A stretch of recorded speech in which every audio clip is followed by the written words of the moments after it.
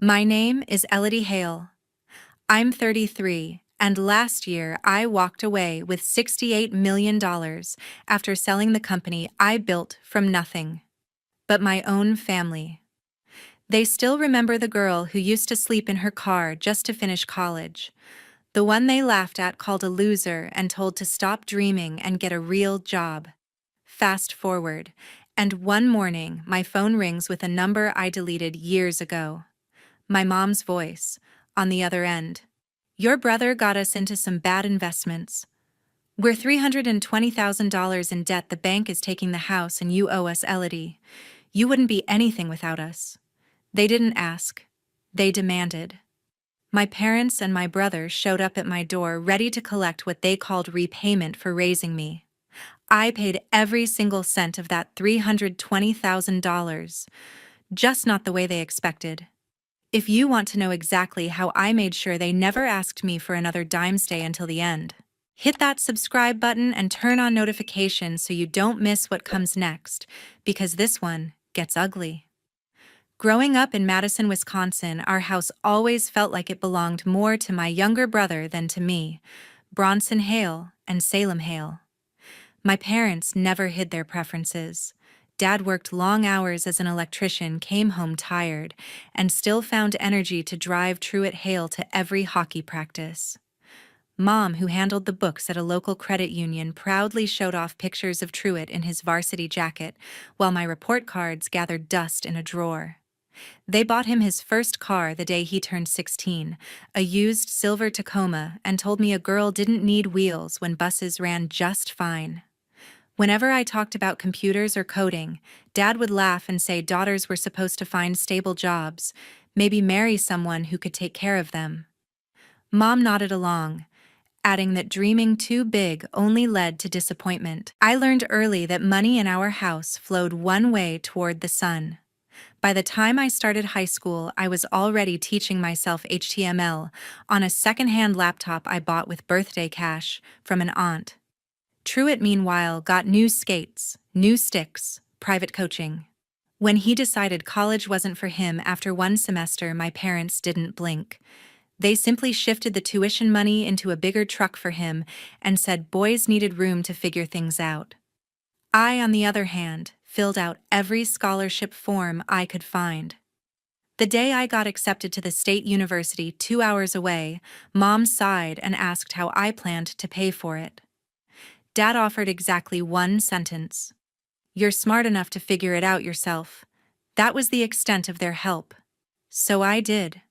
I waited tables at a diner near campus from 5 in the morning until 2, cleaned offices in the engineering building until 10 at night, and tutored freshmen on weekends. Some weeks I pulled 70 hours just to cover rent and books. When the dorms closed for holidays, I slept in my beat-up Civic in the library parking lot with the engine running for heat. I kept a blanket in the trunk and a toothbrush in the glove box. It wasn't glamorous, but it was mine. Whenever I came home for a rare weekend, the questions were always the same. Why was I working myself to death? Why couldn't I pick something easier like nursing or teaching? And the favorite: look at Truett. He's happy. Why can't you just be happy? Truett, who by then had wrecked 2 trucks and was bouncing between dead-end jobs, was apparently the gold standard.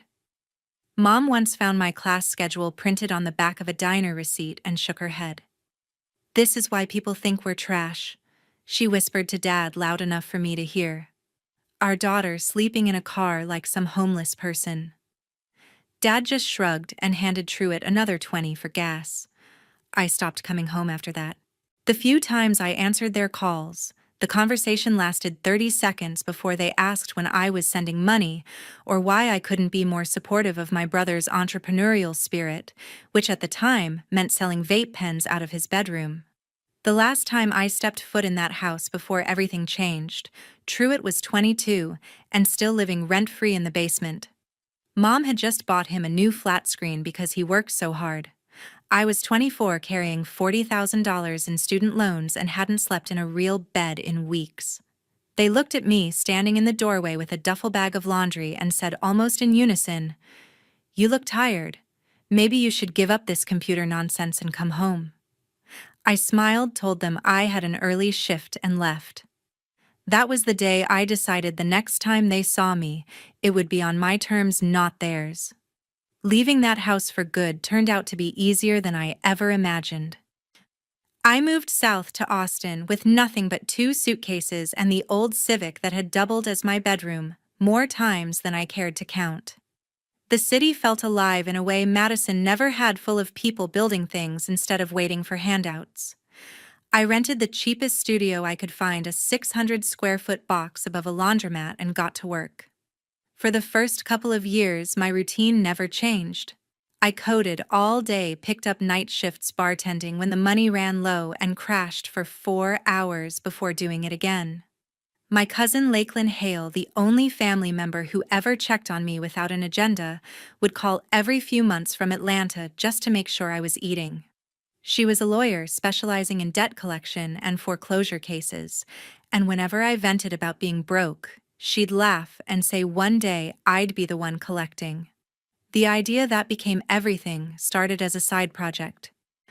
I built a simple tool that pulled public real estate records and guessed how much houses were worth faster than any human appraiser could. Nothing fancy, just cleaner data and smarter math.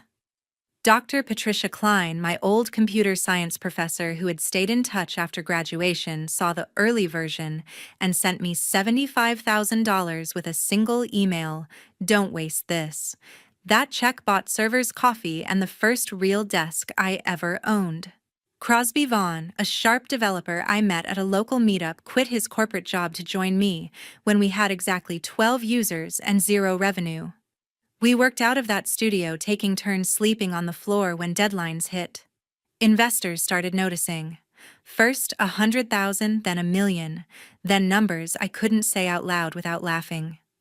The company grew quietly at first, then all at once. We hired a handful of people, moved into actual office space, and suddenly agents across Texas were paying us to tell them what houses would sell for before they even listed them.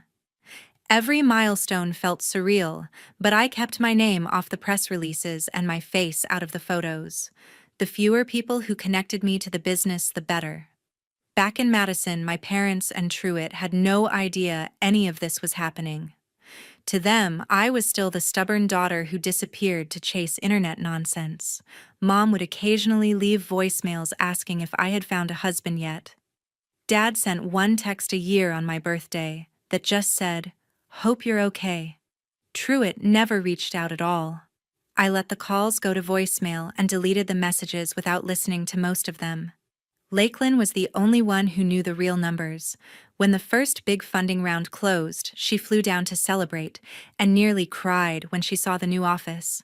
"They're going to lose their minds when they find out," she warned over tacos. I told her they never would if I could help it. And for a long time, they didn't. The exit came faster than anyone predicted. A much larger company made an offer we couldn't refuse. And just like that, the little tool born above a laundromat was worth $68 million to someone else. My share cleared every loan I ever had and left enough that I never had to look at another bartending shift again. I signed the papers in a conference room with a view of downtown Austin and felt absolutely nothing about the people 2 states north who still thought I was scraping by. I bought a quiet house on the edge of the city, adopted 2 rescue dogs, and started figuring out what came next. For the first time in my adult life, nobody was telling me what I should want or how I should live. The silence from Wisconsin felt like the sweetest sound I'd ever heard. Then one ordinary morning, my phone lit up with a number I hadn't seen in almost 9 years. The screen showed a Wisconsin area code I hadn't saved in years. I let it ring twice before answering. Mom's voice cracked the second she heard me pick up. She didn't say hello. She went straight into sobbing about how everything was falling apart and how I was the only one who could fix it. When she finally paused for breath, she put Dad on speaker. His first words were, "Your mother's right. This is serious." Then Truett grabbed the phone. I could picture him pacing the same kitchen where he used to eat cereal at 2 in the afternoon. He launched into a story about a crypto project that was guaranteed to 10x in months. He had found some guy online who managed private investment pools, and the returns looked insane. All they needed was seed money. Truitt swore this was different from the last 3 times he had lost everything. Dad explained the numbers like he was proud of them. They had taken out a home equity line of credit for $220,000 against the house. Mom had maxed every credit card she could get approved for and opened a couple of personal loans in Truitt's name, with her as co-signer. Another $100,000. Total $320,000 wired to wallets I had never heard of.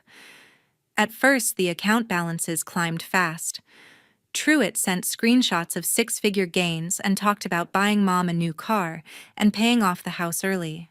Dad started looking at boats. Then one morning, the website went dark. No login, no support, no money. Just a blank page and a polite message saying the platform was undergoing maintenance. Days turned into weeks. The guy stopped answering. The money was gone. The bank statement started arriving. Late notices. Default warnings. A letter from the mortgage servicer giving them 90 days before foreclosure proceedings began. Mom said she couldn't sleep. Dad said he couldn't look people at work in the eye. Truitt kept insisting it was temporary, that the funds were locked for security and would be released any day. Then came the guilt trip I had been waiting for my entire life. Mom got back on the phone and cried that they had sacrificed everything to raise me. Dad reminded me how they kept a roof over my head when I was running wild with my computers. Truitt chimed in that I owed the family for all the opportunities I had been given. They used the exact phrase I had heard growing up, just flipped around. I had eaten their food, slept under their roof, and now that I finally had something, it was my turn to give back. They didn't ask if I could help. They told me how much and when. $320,000 wired within the week, or the bank would take the only home any of us had ever known. Mom ended every call with "after everything we did for you," until the words lost all meaning. I listened to weeks of this. Voicemails at 3 in the morning, texts that started polite and turned vicious, pictures of foreclosure notices taped to the front door. A video of Mom sitting at the kitchen table holding an eviction warning and crying into the camera. Truitt sent me screenshots of collection calls and threatened to tell local news stations about his rich sister who abandoned her parents. They never once said they were sorry for how things had been before. Not a single acknowledgement that maybe, just maybe, I had earned every cent on my own. It was all about what I owed them now that the tables had turned. The final straw came when Dad left a message saying, if I didn't fix this, they would all be out on the street because of my selfishness. He actually used the word ungrateful 4 times in 30 seconds. I saved that voicemail, played it back once, then called the one person I knew would understand exactly what needed to happen next. Lakeland picked up on the first ring and listened to the entire voicemail without interrupting once. The harassment started the next day. My phone started buzzing nonstop with numbers I didn't recognize, new ones every few minutes, no matter how fast I blocked them. Mom sent paragraph after paragraph calling me heartless, saying neighbors were already whispering about how the Hales raised an ungrateful child. Dad left messages in that flat, disappointed tone he saved for my worst report cards, telling me I was destroying everything they had worked for. Truitt's texts were pure rage strings of capital letters and threats about what he would do if I let the house go. They created a group chat titled Family Emergency and added every cousin, aunt, and uncle they could find. Within hours, I had 30 new messages calling me selfish, spoiled, a disgrace. One aunt I hadn't spoken to in 15 years wrote that blood was thicker than money and God was watching. Truitt posted a public Facebook status tagging me something about sisters who forget where they came from. Then the plane tickets were booked. Mom sent a photo of 3 boarding passes from Madison to Austin with the caption, "We're coming, whether you like it or not." I stared at it for a long time, then turned the phone face down and finished my coffee. They landed on a Friday and demanded I meet them for dinner downtown. I chose a quiet, Italian place. I liked the kind with dim lights and long tablecloths, thinking it might keep things civil. I was wrong. They were already seated when I walked in. Mom stood up first and tried to hug me like nothing had happened. Dad stayed in his chair, arms crossed. Truett glared from across the table, knuckles white around a water glass. The waiter had barely left the menus before Mom started crying into her napkin. Dad slid a folder across the table, thick with bank letters and past due notices stamped in red. Truett leaned forward and spoke through clenched teeth, telling me exactly how much time they had left before the sheriff showed up with an eviction notice. I let them talk. Mom went through every sacrifice she claimed to have made, every meal she cooked, every Christmas present. Dad reminded me he had paid for braces I never asked for. Truett slammed his palm on the table hard enough to rattle silverware and said if I didn't wire the money tonight, he would call every newspaper between here and Wisconsin and tell them what kind of daughter lets her parents become homeless. People at nearby tables glanced over. The waiter hovered, unsure whether to interrupt. Mom reached for my hand and begged me to think of what people would say. Dad added that no amount of money was worth watching his family fall apart. Truett went darker.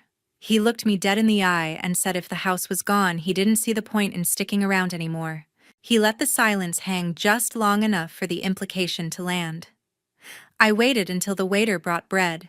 Then I spoke for the first time since sitting down.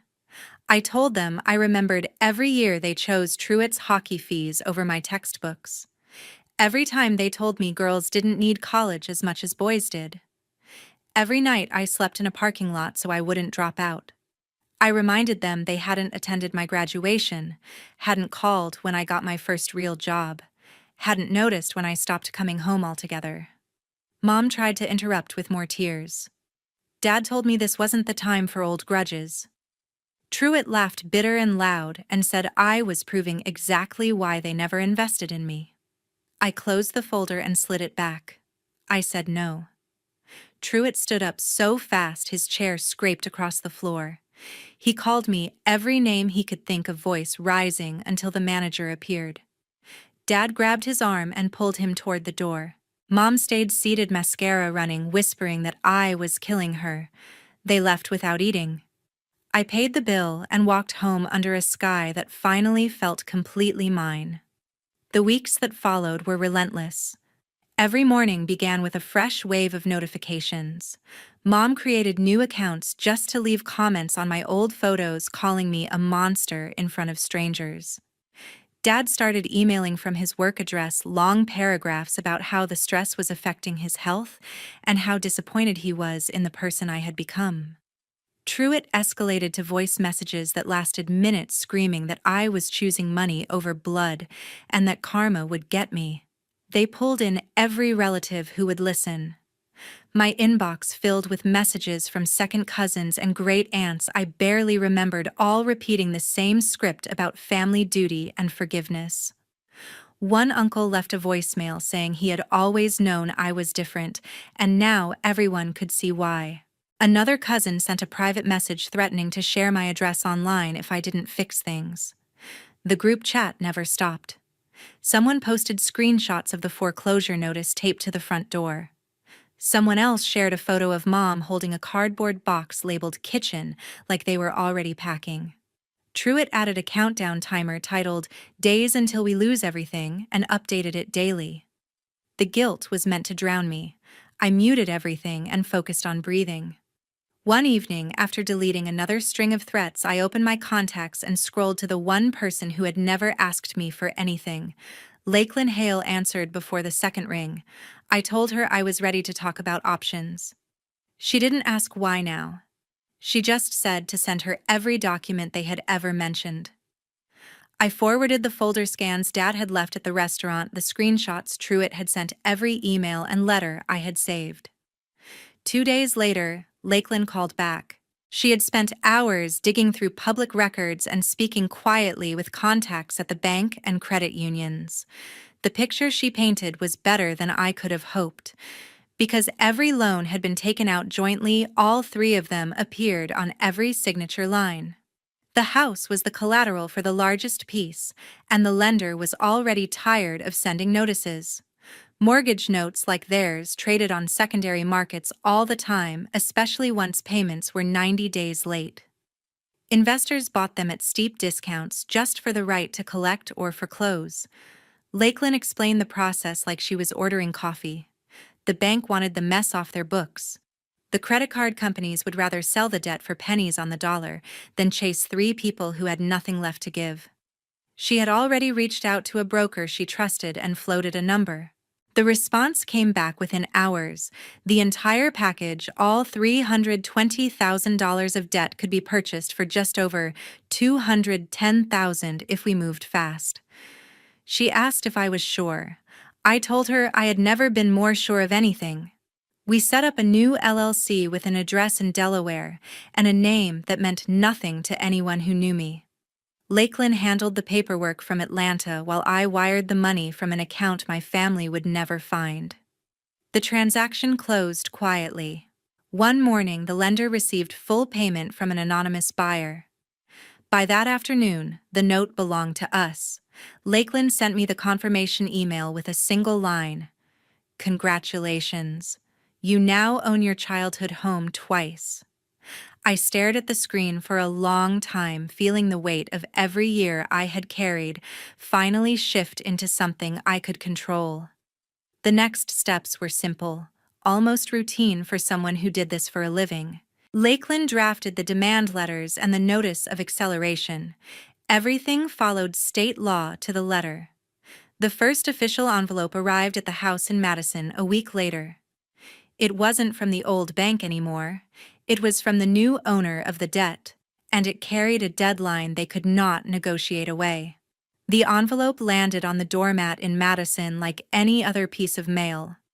Inside was the formal notice of acceleration and intent to foreclose, signed by the new owner of the note, a Delaware LLC no one in Wisconsin had ever heard of. The letter gave them 30 days to pay the full $320,000 or lose the house.